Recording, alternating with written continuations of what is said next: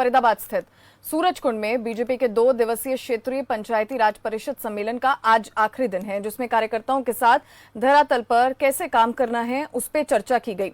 सम्मेलन को लेकर हरियाणा बीजेपी प्रदेश अध्यक्ष से खबरफास ने खास चर्चा की। सुनिए क्या कुछ कहा।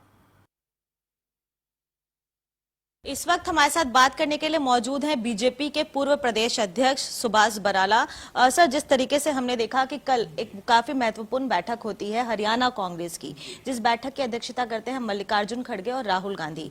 कांग्रेस दावा कर रही है कि हरियाणा में चुनावों में जीत दर्ज करेगी और 10 के 10 लोकसभा सीट भी जीतेगी और 90 के 90 विधानसभा सीट। कैसे देखते हैं? देखिए, जब कोई पार्टी जिसमें अपने अंदर की एकता नहीं है वो इस प्रकार के दावे करती है तो वो बात हास्यास्पद लगती है। कांग्रेस पार्टी ने सत्ता में रह करके ऐसा कुछ नहीं किया जिसके दम पर वो दोबारा से सत्ता में आने का दावा कर सके, और ना ही विपक्ष में रह करके कांग्रेस पार्टी ने कभी ऐसी कोई भूमिका निभाई कि जिसके चलते जनता उनके ऊपर विश्वास करे। मैं एक बात दावे के साथ कह सकता हूं, जिस प्रकार के काम देश में नरेंद्र मोदी जी की सरकार ने की है, हरियाणा में मनोहर लाल खट्टर जी के नेतृत्व में हुए हैं, और भारतीय जनता पार्टी के संगठन की जो मजबूती है उस आधार पे भारतीय जनता पार्टी अपना जो पूर्व का लोकसभा में हमारा जो प्रदर्शन था वो हम दोहराएंगे और दोबारा 10 की 10 सीट जीत करके नरेंद्र मोदी जी की झोली में डालेंगे। लेकिन सर, लगातार बीजेपी जो है वो बैठकें कर रही है, पन्ना प्रमुख से लेकर तमाम ब्लॉक लेवल बूथ लेवल पर बैठक की जा रही है। इसके पीछे क्या कारण है? आप लोग अपने आप को और मजबूत करना चाहते हैं धरातल पर, या फिर विपक्षी खेमा जिस तरीके से कांग्रेस ये दावा कर रहा है और वो भी इसी तरीके की बैठकें कर रहे हैं, उससे डर कर या उससे इंस्पायर्ड होकर ये बैठकें हो रही हैं? देखिए, ये भारतीय जनता पार्टी की अपनी पुरानी एक कार्य प्रणाली है। भारतीय जनता पार्टी कार्यकर्ता आधारित पार्टी है। भारतीय जनता पार्टी का संगठन शुरू से ही मजबूत रहा है। ये तो आज हम पन्ना प्रमुख के ऊपर पहुंचे हैं। बूथ स्तर के ऊपर समितियां गठित करके पार्टी को मजबूत करने का काम कभी दूसरे दल इसके बारे में सोच नहीं सकते।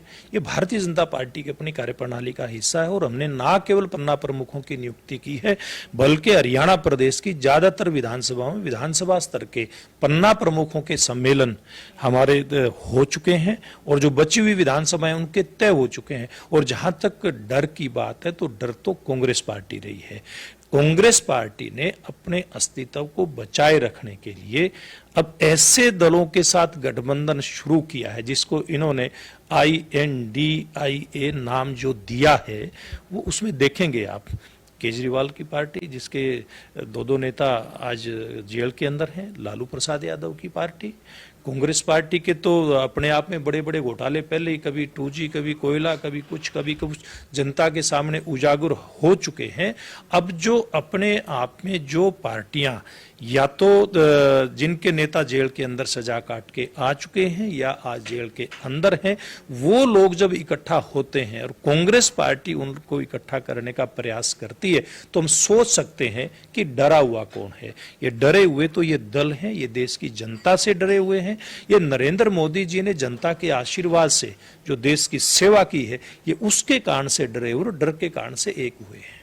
आज एक डेलीगेशन कांग्रेस का नूह जाने वाला है और वहां जाकर स्थिति का जायजा लेगा। उसके पहले कोर्ट की ओर से ये साफ तौर पर कहा गया कि जिस तरीके से विदाउट एनी नोटिस इलीगल डिमोलिशंस को हटाया जा रहा है, ये कहीं ना कहीं कोर्ट ने भी इस पे सवाल खड़ा किया है, और कांग्रेस भी ये सवाल खड़ा कर रही है कि इतने सालों से ये जो डिमोलिशन है वो क्यों नहीं हटाया गया, अचानक से इस तरीके की कार्रवाई नूह में क्यों की जा रही है, और साथ ही साथ प्रतिनिधिमंडल ये भी देखने गया है कि नूह में ये घटना क्यों घटी। देखिए, निश्चित रूप से कांग्रेस पार्टी के डेलीगेशन को जाकर के देखना चाहिए कि घटना क्यों हुई है, और ये हिम्मत भी करनी चाहिए। जिन लोगों ने मेवात को जलाने का काम किया, जिन लोगों ने वहां के भाईचारे को समाप्त करने का प्रयास किया है, जिन लोगों ने जो श्रद्धालु थे उनके ऊपर गोलियों से लेकर के ईंट पत्थर पेट्रोल बम बरसाने का काम किया है, इन लोगों को अगर वो जाकर के उजागर करेंगे, सच्चाई सामने लेकर के आएंगे तो निश्चित रूप से मैं मान सकता हूं कि कांग्रेस पार्टी के लोग शांति चाहते हैं।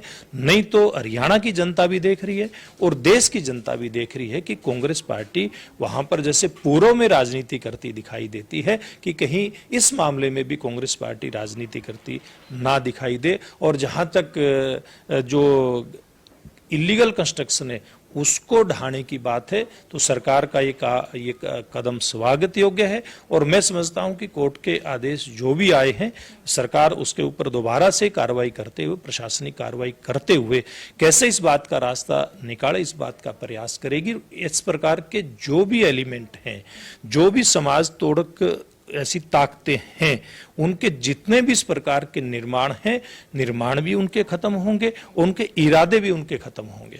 गौरक्षक दल को लेकर भी बातें आई थी कि कहीं ना कहीं ये पूरा मामला उसी कारण से हुआ है। इसको लेकर आप लोगों का कोई रिव्यू निकल के आया है सामने? देखिए, अभी सारी बातें धीरे धीरे करके सामने आ रही हैं। ये लोग गोरक्षा दल का तो बहाना लेते हैं, किस प्रकार से इस प्रकार की वहां शांति भंग की जाए, ये योजना उन लोगों की थी, सुनियोजित षड्यंत्र था। अब बहाना किसी उन लोगों से किसका तात्पर्य है? देखिए, जिन लोगों ने शांति भंग की है, वहां जो लोग वहां राजनीति करना चाहते हैं, जो लोग भाईचारे को समाप्त करना चाहते हैं, एक एक करके सामने आ भी रहे हैं और भी आएंगे। बहुत बहुत धन्यवाद आपका। तो ये थे हमारे साथ बात करने के लिए खुद सुभाष बराला, जिन्होंने साफ तौर पर कहा कि नू की जो घटना है वो काफी दुख वाली घटना है, उस तरीके की घटना नहीं होनी चाहिए थी। उसके साथ साथ ये भी कहा कि कांग्रेस प्रतिनिधिमंडल जो नू गया है, अगर वो वहां से तथ्य को लेके आता है तो उसको स्वागत किया जाएगा। नई दिल्ली से कैमरा पर्सन रोहन के साथ मैं प्रियंका राय, खबर फास्ट।